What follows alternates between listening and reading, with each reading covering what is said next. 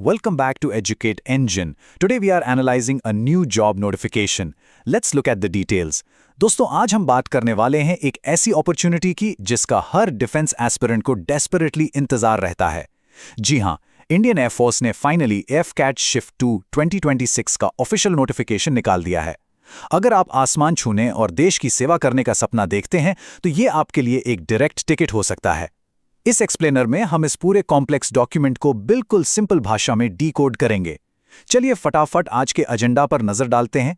तो आज का रोड मैप कुछ ऐसा दिखेगा। हम स्टार्ट करेंगे वैकेंसीज और इंपॉर्टेंट डेट से, फिर चेक करेंगे एज और एजुकेशनल एलिजिबिलिटी, उसके बाद entry routes, selection funnel, exam का एग्जैक्ट ब्लूप्रिंट और स्ट्रिक्ट मेडिकल स्टैंडर्ड्स को भी डीकोड करेंगे, और फाइनली अप्लाई कैसे करना है और सबसे एक्साइटिंग पार्ट सैलरी पैकेज, इस पर आएंगे। आइए पहले सेक्शन से शुरू करते हैं। सेक्शन 1 वैकेंसीज और इंपॉर्टेंट डेट्स। चलिए सीधे में डिटेल्स पर आते हैं। इस ऑफिशियल रिक्रूटमेंट को हम Indian air force officer via AFCAT 02 2026 के नाम से जानते हैं। अब एक चीज नोट करने वाली है, आज जो आप मेहनत करेंगे ना, उसका नतीजा आपको जुलाई 2027 में मिलेगा, जब आपके ट्रेनिंग कोर्सेज एक्चुअली स्टार्ट होंगे। तो विजन बिल्कुल लॉन्ग टर्म रखना है। आइए अब इस मिशन की टाइमलाइन समझ लेते हैं। टाइमलाइन की बात करें तो 3 सबसे बड़े वे पॉइंट्स आपके सामने हैं। सबसे पहला और सबसे क्रूशल, एप्लीकेशन डेडलाइन। फॉर्म्स 20 मई को ओपन हो रहे हैं और एग्जैक्टली 19 जून 2026 को रात 11:30 पर क्लोज हो जाएंगे। प्लीज आखिरी दिन का इंतजार मत कीजिएगा। दूसरा बड़ा दिन है 8 अगस्त 2026, जब आपका रिटन एग्जाम होगा। और तीसरा वे पॉइंट, जैसे मैंने बताया, जुलाई 2027 का पहला हफ्ता, जब एकेडमी में रिपोर्टिंग होगी। अब सबसे बड़ा सवाल, सीटें कितनी हैं?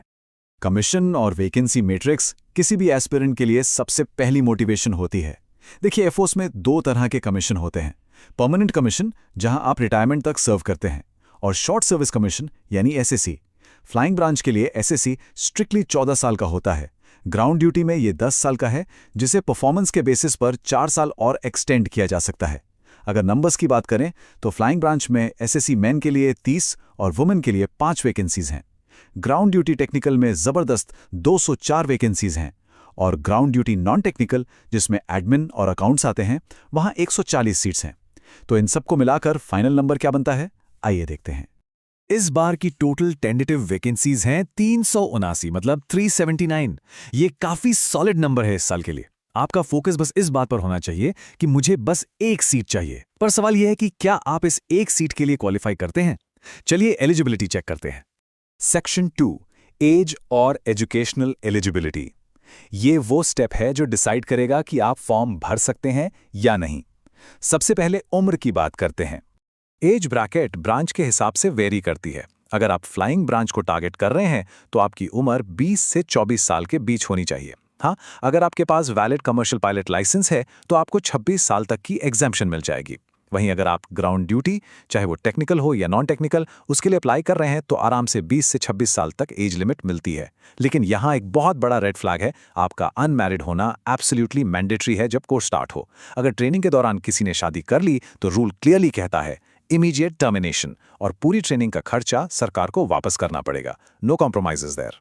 तो एज तो ठीक है, पर पढ़ाई का क्या सीन है? आइए एजुकेशनल मैट्रिक्स देखते हैं। एजुकेशन का सबसे बेसिक और एसेंशियल ब्लॉक है 10+2 में मैथ्स और फिजिक्स का होना। फ्लाइंग, टेक्निकल और वेपन सिस्टम्स के लिए ये एक मैंडेटरी गेटवे है। उसके आगे आपकी ग्रेजुएशन डिग्री डिसाइड करेगी आप किस ब्रांच में जाएंगे। अगर आपने कोई भी स्टैंडर्ड 3 साल की ग्रेजुएशन या बीटेक की है तो आप फ्लाइंग, एडमिन या लॉजिस्टिक्स में क्वालिफाई करते हैं। स्पेसिफिक इंजीनियरिंग डिग्रीज जैसे एरोस्पेस या कंप्यूटर साइंस वाले लोग ग्राउंड ड्यूटी टेक्निकल में जाएंगे। अकाउंट्स ब्रांच के लिए स्ट्रिक्टली BCom, BBA, फिनांस या CA चाहिए, और एजुकेशन ब्रांच उनके लिए है जिन्होंने स्पेसिफिक सब्जेक्ट्स में पोस्ट ग्रेजुएशन कर रखी है। तो अगर आप क्वालिफाई करते हैं तो एंट्री कैसे मिलती है? चलिए सिलेक्शन रूट्स देखते हैं। सेक्शन 3 एंट्री रूट्स और सिलेक्शन। अब हम देखेंगे कि आप एक्चुअली सिलेक्शन फनल में एंटर कैसे करते हैं। वैसे तो मैक्सिमम लोग AFCAT का रेगुलर रिटन एग्जाम देकर आते हैं, लेकिन कुछ डायरेक्ट एंट्री रूट्स भी हैं जिन्हें हम द फास्ट ट्रैक कह सकते हैं। ये एसेंशियली रिटन एग्जाम को बाईपास कर देते हैं। पहला है NCC special entry, specifically flying branch के लिए। अगर आपके पास एनसीसी एयर विंग का सी सर्टिफिकेट है जो आपने पिछले 2 साल में हासिल किया है, तो आपके लिए 10% सीटें स्ट्रिक्टली रिजर्व्ड हैं।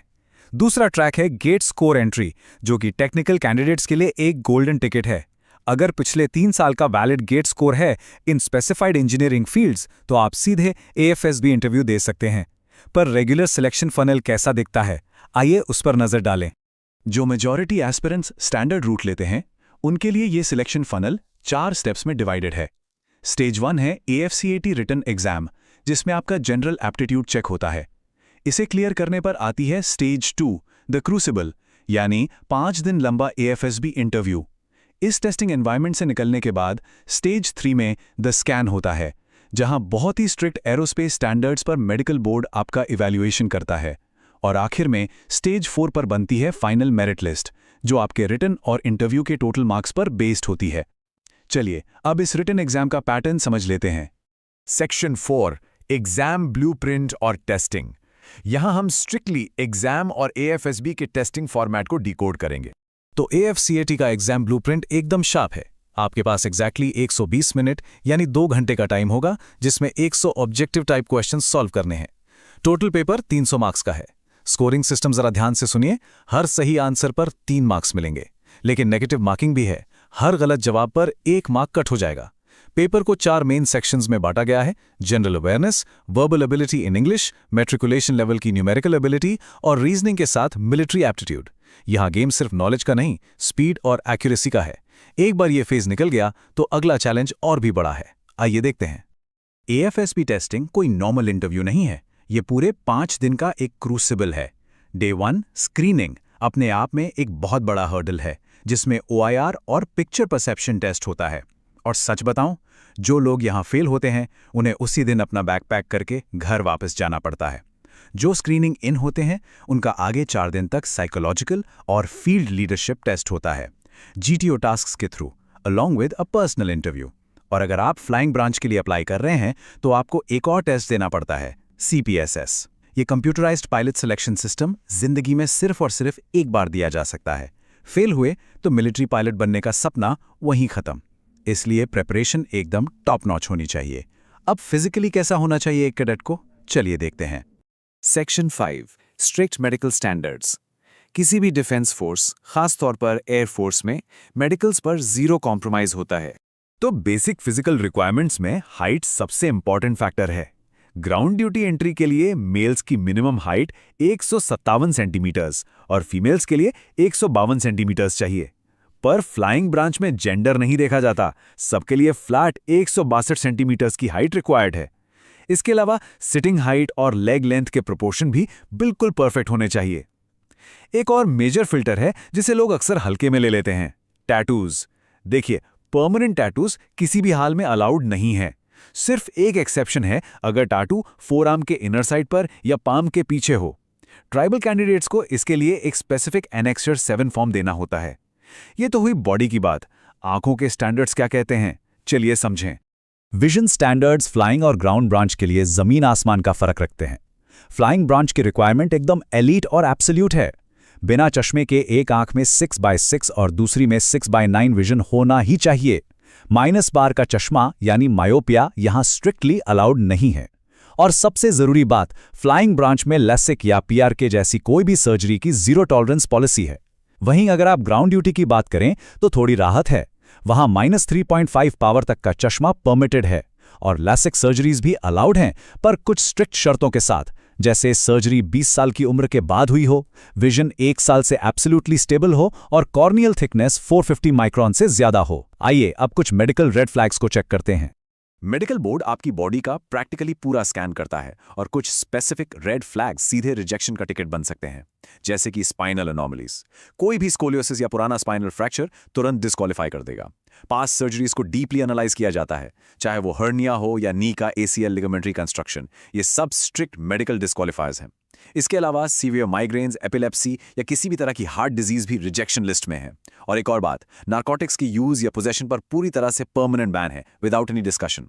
अब चलिए थोड़ा आगे बढ़ते हैं और फॉर्म भरने की प्रैक्टिकलिटीज देखते हैं। सेक्शन 6 एप्लीकेशन प्रोसेस और salary.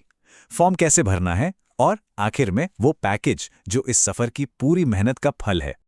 Application protocol essentially 4 steps का काम है। पहला स्टेप, afcat.ecil.co.in पर जाकर अकाउंट क्रिएट करना। दूसरा स्टेप काफी क्रूशियल है, बिना वैलिड आधार कार्ड के रजिस्ट्रेशन पॉसिबल ही नहीं है। तीसरी चीज है डॉक्यूमेंट्स अपलोड करना। इसमें पासपोर्ट फोटो, स्पेसिफिक डायमेंशंस में सिग्नेचर्स और थंब इंप्रेशंस अपलोड करने हैं। ध्यान रहे, मेल्स लेफ्ट थंब यूज करेंगे और फीमेल्स राइट थंब। और आखिरी स्टेप है पेमेंट लॉक करना। फीस 550 रुपए प्लस 18% GST है। हाँ, अगर आप डायरेक्टली NCC या गेट रूट से आए हैं तो एग्जाम फी माफ है। एक छोटी सी एडवाइस, पेमेंट के बाद डिटेल्स एडिट नहीं होंगी तो सबमिट दबाने से पहले 2 बार चेक जरूर कर लें। फॉर्म भरने के बाद क्या होगा, आइए एकेडमी की लाइफ की तरफ चलें। अगर आप ये सब क्लियर करके AFA यानी एयरफोर्स एकेडमी पहुंच गए तो समझिए असली ट्रांसफॉर्मेशन वहां से शुरू होता है।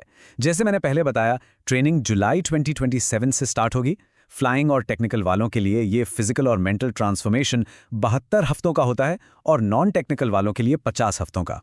एक चीज बिल्कुल क्लियर है, फौज आपसे उम्मीद करती है कि आप बेसिक फिटनेस पहले से मेंटेन करके आएं।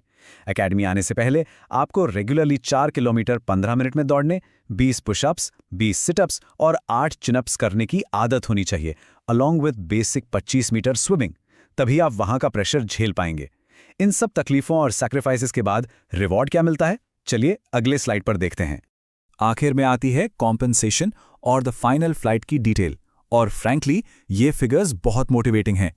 कैडेट ट्रेनिंग के 1 साल के दौरान आपको 56,100 रुपए का फिक्स्ड मंथली स्टाइपेंड मिलेगा।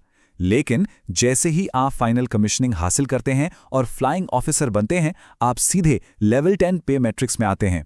यहाँ स्टैंडर्ड बेसिक पे के अलावा 15,500 रुपए का मिलिट्री सर्विस पे शुरू हो जाता है। उसके ऊपर ब्रांच के हिसाब से स्पेशल फ्लाइंग अलाउंसेस और हार्डशिप पे अलग से जुड़ते हैं। और इन सब के ऊपर से एयरफोर्स अपने ऑफिसर्स को 1.1 करोड़ यानी लिटरली 1.1 करोड़ रुपए का free air veterans insurance cover भी देती है।